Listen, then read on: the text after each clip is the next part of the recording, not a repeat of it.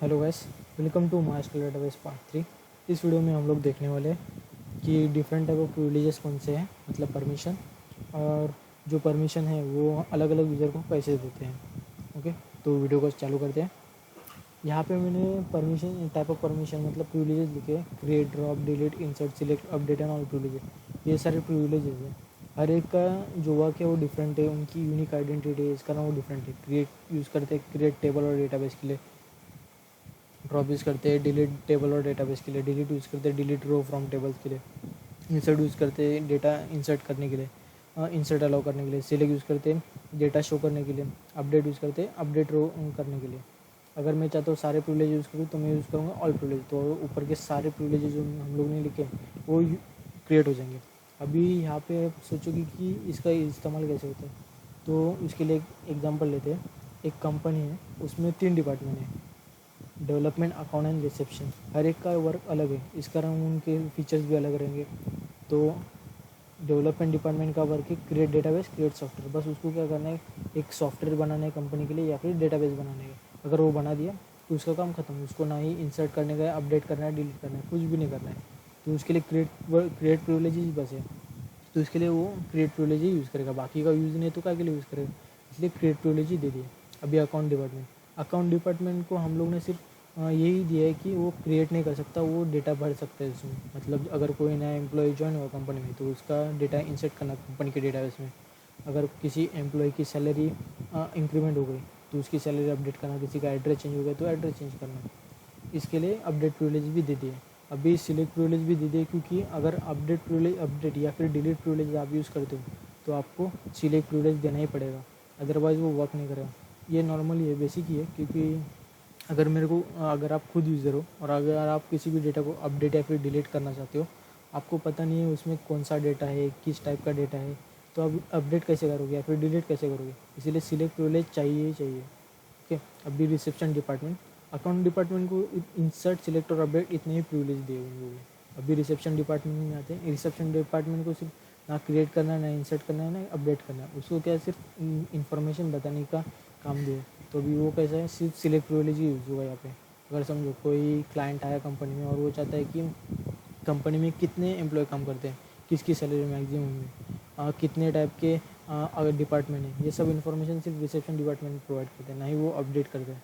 इसीलिए ये डिपार्टमेंट का काम है।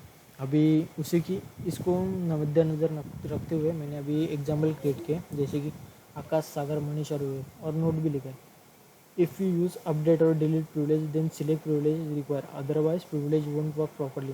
इसका मतलब कि अगर आप अपडेट और डिलीट प्रिविलेज यूज़ करते हो तो सिलेक्ट प्रिविलेज यूज़ करना ही पड़ेगा, अदरवाइज़ वो वर्क नहीं होगा। यहाँ पे देखिए, आकाश को क्रिएट प्रिविलेज दिया, मतलब वो सिर्फ क्रिएट कर सकता है, ना ही इंसर्ट अपडेट। सागर को क्या किया, इंसर्ट और सिलेक्ट प्रिविलेज दिया, तो वो सिर्फ इंसर्ट और सिलेक्ट ही कर सकता है। मनीष को सिलेक्ट और अपडेट, मतलब वो देख सकता है कितने डेटाबेस है और अपडेट कर सकता है, ये प्रिविलेज काम करेगा। लेकिन विवेक का नहीं, क्योंकि उसको सिर्फ डिलीट प्रिविलेज दे। डिलीट प्रिविलेज अकेला नहीं रहना चाहिए, अपडेट और डिलीट कभी सिंगल यूज़ नहीं होती, उसके साथ सिलेक्ट चाहिए प्रिविलेज, अदरवाइज वो वर्क नहीं करेगा। तो उसको दिखाने के लिए मैंने इसको सिर्फ डिलीट प्रिविलेज दिया। तो अभी कमांड प्रॉम्प्ट में आते हैं।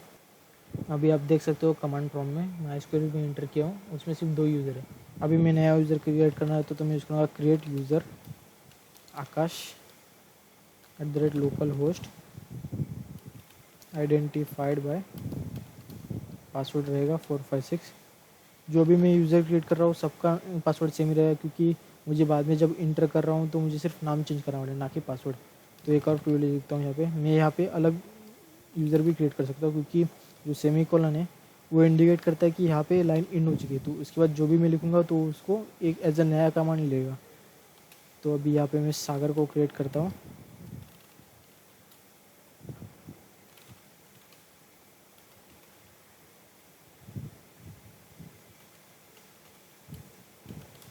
उसका पासवर्ड भी सेम,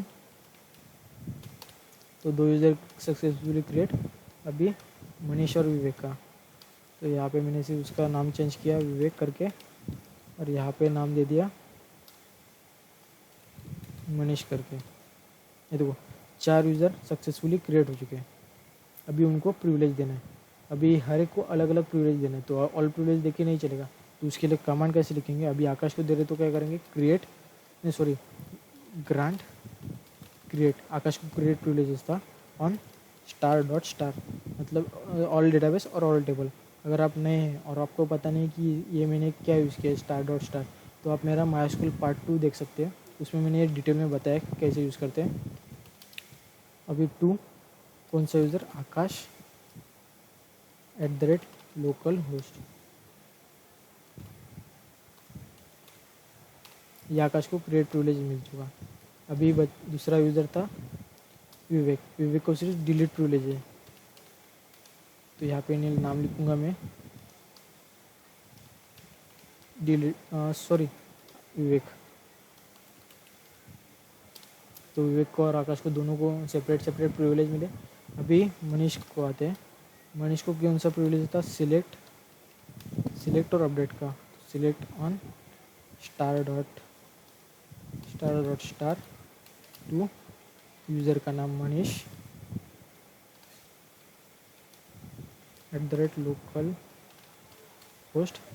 और इसके बाद मैं और एक कमांड लिख सकता हूँ, क्योंकि जैसे मैंने बताया सेमीकोलन के बाद जो भी होता है वो नया कमांड एज ए यूज़ करते हैं। On star dot star to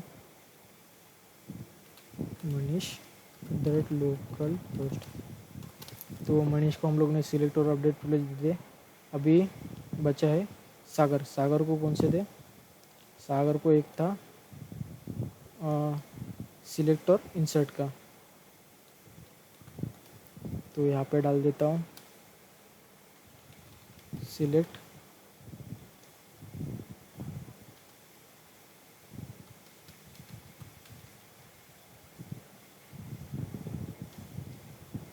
यहाँ पे डाल देता हूँ इंसर्ट। तो सबको खुद के प्रिविलेज मिल चुके हैं।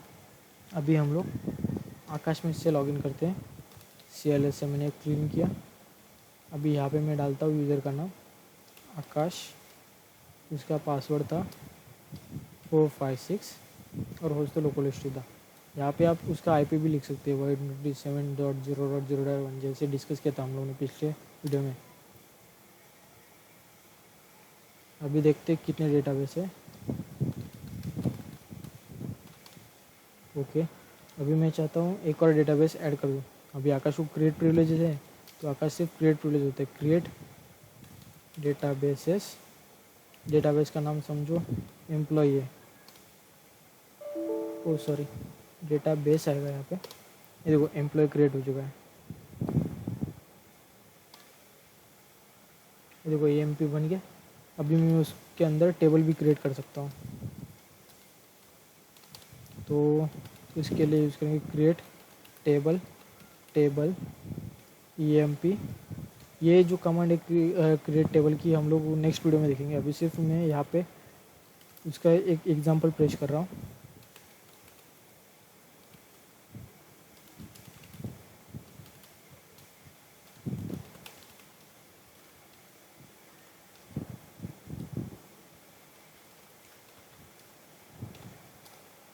तो देखो वो टेबल भी क्रिएट कर सकता है, क्या वो अभी इंसर्ट कर सकता है। ये कमांड भी हम लोग नेक्स्ट वीडियो में देखेंगे। Insert into table EMP values, इसमें पहला वैल्यू है 1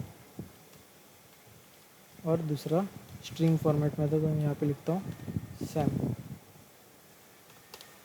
नहीं देखो insert command denied to user Akash और टेबल, वो सिलेक्ट भी कमांड यूज़ नहीं कर सकते। देखो select star from table EMP, वो सिलेक्ट कमांड डिनाइड टू आकाश, क्योंकि उसको सिर्फ क्रिएशन ही प्रिविलेज मिले, बाकी प्रिविलेज नहीं मिले। ये सारे जो इंसर्ट सिलेक्ट ये हम लोग नेक्स्ट वीडियो में देखेंगे। अभी हम लोग आते हैं किसमें, सागर से इंटर करेंगे। CLS से मैंने क्लीन किया। अभी मुझे सिर्फ यहाँ पे नाम चेंज करना है, इसलिए मैंने पासवर्ड सेम रखा था। सागर से इंटर किया, तो भी मैं कर देता हूँ, देखता हूँ डेटाबेस कौन से हैं। अभी मुझे EMP डेटाबेस में जाना है, यूज़ EMP। अभी मैं यहाँ पे कुछ क्रिएट नहीं, सिर्फ इंसर्ट कर सकता हूँ, तो अभी सिलेक्ट प्रिविलेज मिले मुझे।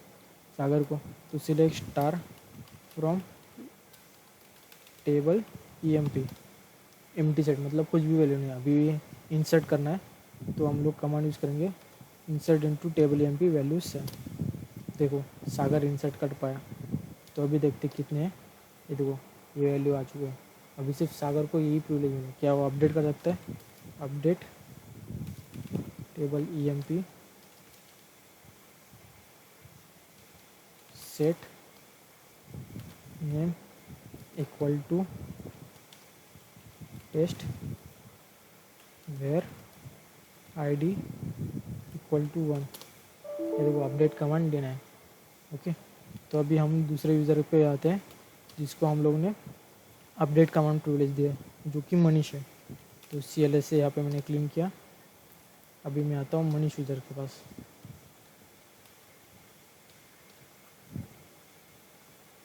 मनीष के अंदर एंटर हो चुका। अभी मैं यूज़ करता हूँ टेबल को, यूज़ EMP डेटाबेस को यूज़ करता हूँ और क्या करता हूँ, अभी मुझे अपडेट करना है तो मैं सिलेक्ट प्रिविलेज भी दिया है, select star from table EMP। तो अभी मुझे अपडेट करना है, तो अब मैं अपडेट कमांड यूज़ करता हूँ, जैसे हम लोग ने ऊपर लिखा था ID इक्वल 1 टेस्ट 1 होना चाहिए। तो देखो अभी नाम चेंज हुआ, तो उसको सिर्फ अपडेट प्रिविलेज दिया। इसका अपडेट और सिलेक्ट प्रिविलेज दिए इसलिए वो प्रॉपरली वर्क हुआ, अगर सिर्फ अपडेट दिया तो वर्क नहीं करता। अभी हमारा लास्ट यूज़र विवेक, अभी विवेक के पास जाते हैं। CLS से क्लीन किया। अभी यहाँ पे लिखता हूँ नाम विवेक, इंटर हुआ। अभी विवेक को था प्रिविलेज सिर्फ डिलीट का, तो EMP में इंटर हुआ मैं। अभी सिलेक्ट प्रिविलेज है नहीं, सिलेक्ट प्रिविलेज डिनाई किया क्योंकि हम लोग ने सिर्फ डिलीट प्रिविलेज दे। तो अभी मैं डालता हूँ delete from table EMP where ID equal to 1। ये देखो यहाँ पे लिख के भी है select command deny to user Vivek from ID column table EMP। ये क्यों हुआ? अगर सिलेक्ट कमांड देते तो वो प्रॉपरली वर्क होता। तो अभी विवेक को सिलेक्ट प्रिविलेज भी देते हैं, तो रूट यूज़र में इंटर करते हैं, रूट यूज़र में इंटर किए। अभी यहाँ पे विवेक को हम लोग प्रिविलेज देंगे सिलेक्ट का भी।